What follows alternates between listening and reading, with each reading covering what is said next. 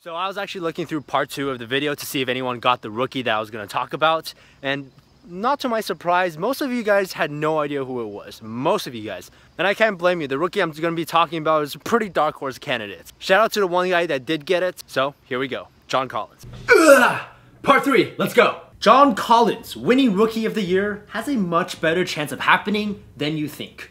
Vegas currently has John Collins listed as the 12th most likely rookie candidate to win Rookie of the Year, plus 3,300 odds to win it, which is the equivalent of 2.9%. I think it's a lot higher than that. So before we dive into this, let me just say that I think Rookie of the Year is a pointless award. I get why it exists, I do, but A, it doesn't really reflect the most valuable rookie necessarily, and B, it's not that great of an indicator as far as how good that rookie is going to be as compared to his class. But it is a fun award to talk about, so let's talk about it. So I'm sure there are some people right now who either don't know who John Collins is or know very little about him. So let's start with some basics. He's 6'9", played at Wake Forest last year, tested a 37.5 max vertical, which is pretty darn good for a player his size, and the athleticism definitely showed in college where he had quite a couple highlights. The Atlanta Hawks took him with the 19th pick in the draft, and he also put up some pretty good numbers in college. 19.2 points, 9.8 rebounds, and just 26.6 minutes per game. But like I said in my Jonathan Isaac video, college stats aren't really translatable in my opinion. So let's take a look at his skill set instead. Like we talked about, he's a good athlete, and his high motor and vertical leap made him a very effective pick and roll finisher in college. According to Synergy Sports, 48% of his points also came from him posting up, where he showed us a lot of moves ranging from jump hooks to drop steps to short jumpers. But of course, he'll need to drastically improve that if he ever wants to become a post-up threat going up against NBA big man. But in college, he at the very least showed us that he has the instincts and skills to do so. Another good thing about Collins is that he's a good free throw shooter. And that might seem a bit insignificant, but you'd be shocked as to how many players in college don't shoot well from the line. And while Collins' mid-range and three-point shot was pretty inconsistent, his good free throw shooting at least tells me that his mechanics are good, and that he has the potential to improve in that area. Now, if I'm going to be fair, Collins does have weaknesses as well. Number one is that he's kind of a tweener. He played mostly center in college, but in the NBA, he's projected to be a power forward since he's only 6'9", and his 6'11" wingspan isn't very high relative to his height. But the problem with him playing power forward is that A, he's not yet a consistent outside shooter, and B, he's a pretty atrocious decision maker. He didn't at all look comfortable handling the ball or making passes, and in today's NBA, power forwards have to become somewhat comfortable handling the ball and making good decisions with the ball. But then again, no 20-year-old big man comes into the league and looks comfortable within an offense. The second big problem is his defense. So while he does have good athleticism, his relatively short wingspan doesn't make him much of a shot blocker or rim protector, which is another reason why he probably won't be able to play center in the NBA. He also at times seemed disengaged and generally lost and slow-footed on defense. And that'll definitely be a problem in the NBA, and it's something he needs to work on. But now let's bring this back to why I think he has a good chance of winning Rookie of the Year.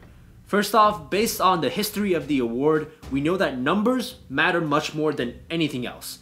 So, the Hawks this offseason lost Paul Millsap, Dwight Howard, Tim Hardaway Jr., and some others, and they probably are going to go into tank mode at some point during the season.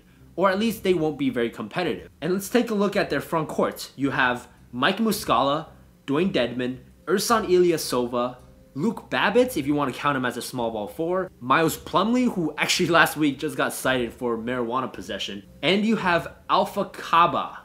Am I reading the Alpha Kaba? I'm gonna be honest, I had no idea that there was an NBA player called Alpha Kaba. Oh, that's a pretty dope name. But the point is, when you look at their front court, it's clear that John Collins is gonna get a lot of playing time, especially if the Hawks season starts off wrong and they decide to tank and develop their young players. I mean, Luke Babbitt and Dwayne Dedmon are 28, Miles Plumlee is 29, Ilyasova is 30, so none of them are going to be pieces of their future.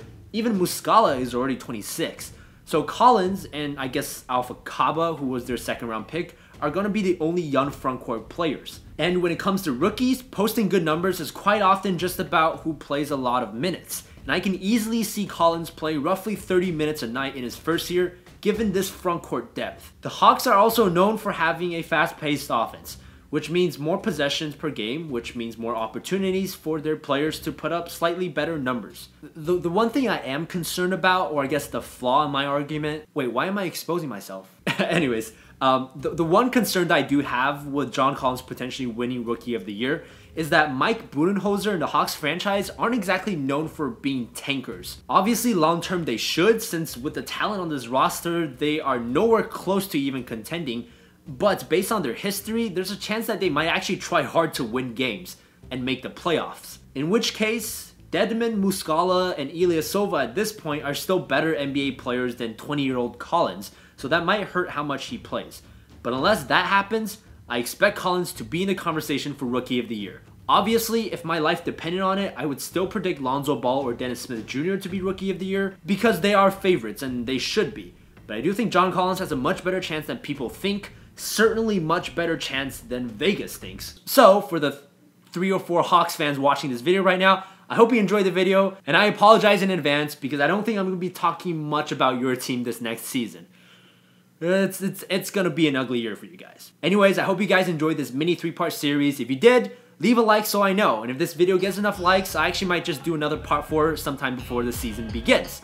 Anyways, thanks for watching. I'm MBJ. I'll see you next time.